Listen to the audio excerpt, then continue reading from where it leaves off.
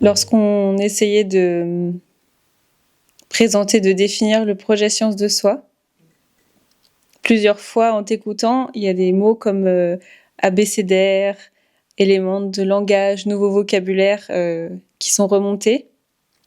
Et il y a celui de la formule qui t'a semblé particulièrement important pour parler de ce qu'il se passe dans la thérapie. Qu'est-ce que tu pourrais nous en dire ? La formule, déjà, pour moi, c'est un terme qui renvoie à la précision. Le fait que la formule d'un composé chimique, d'une équation, il faut que ce soit juste et précis, ça ne peut pas dévier. Et pour moi, l'expérience dans la thérapie, c'est qu'effectivement, la thérapie, c'est pas qu'on vient parler, qu'on s'épanche ou qu'on se plaint ou qu'on nous explique et que du coup ça va mieux. Ça, bien sûr, il y a des gens qui le font, mais bon, c'est pas comme ça que je travaille, ça me paraît pas la chose la plus importante. La thérapie, c'est de se mettre dans un espace de relation où on accueille la possibilité de formuler avec précision quelque chose qui sinon resterait indistinct, voire confus, voire mélangé.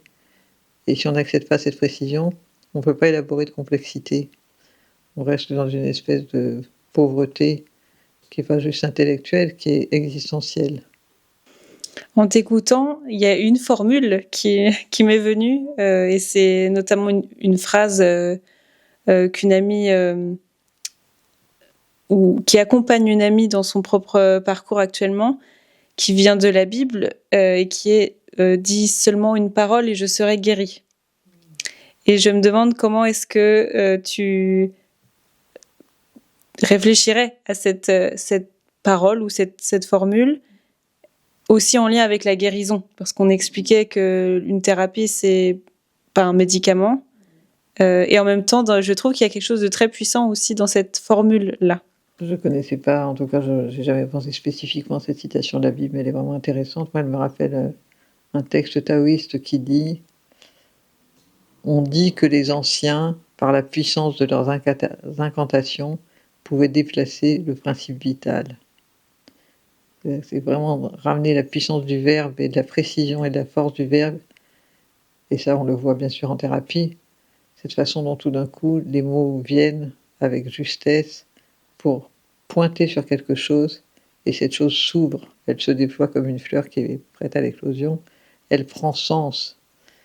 On le voit beaucoup avec l'interprétation des rêves, bien sûr, on le voit dans la rencontre, tout simplement, dans ce qu'on échange. Et sur cette question de la parole qui guérit, si guérir, c'est sortir de l'obscurité et mettre de la lumière à un endroit qui était inaccessible auparavant, ça me paraît absolument juste. La parole guérit. La parole juste guérit.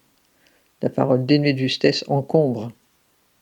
C'est pour ça que on n'écoute pas seulement avec le mental, on écoute avec le corps, on écoute avec la vibration.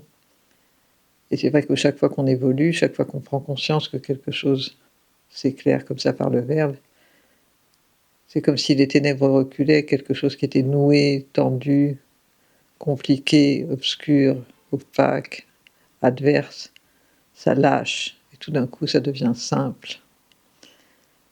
Oui, finalement, c'est vrai que le mot de formule il est super parce que on peut même penser à cette idée de formule magique quand tu décris que quelque chose comme ça de complexe, d'opaque se lâche et à la fois ça reste une surprise. C'est quelque chose que tu nous as déjà partagé avant avant qu'il y ait la rencontre avec ton patient. Tu ne peux pas anticiper que quelque chose va émerger, que cette formule va être prononcée ou élaborée ensemble et que quelque chose va se passer et que ça se manifeste par des pleurs, des rires, parfois les deux en même temps. Oui, la parole juste naît dans la rencontre. Elle n'est pas anticipable, elle n'est pas prévisible. Elle surgit. Elle surgit comme effectivement la formule magique qui fait que ça a lâché. Je partageais tout à l'heure hors caméra cette histoire avec une patiente qui me dit soudain qu'elle a l'impression que je sais tellement de choses. Elle le dit avec beaucoup de gentillesse et d'innocence.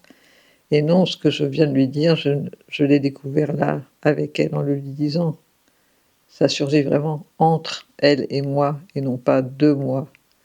Sinon, on retombe dans l'illusion que l'analyste ou le thérapeute ou le savant, quel qu'il soit, est dépositaire d'un savoir qui m'est étranger et devant lequel je suis soumise et humble. Non, je suis participante et actrice dans ce lien dans lequel le sens peut émerger et dont j'assume, c'est vrai, la responsabilité de lui donner langage. Et ça se fait dans une alliance. Alors, on espère que cet échange sur la notion, le mot de formule vous a intéressé.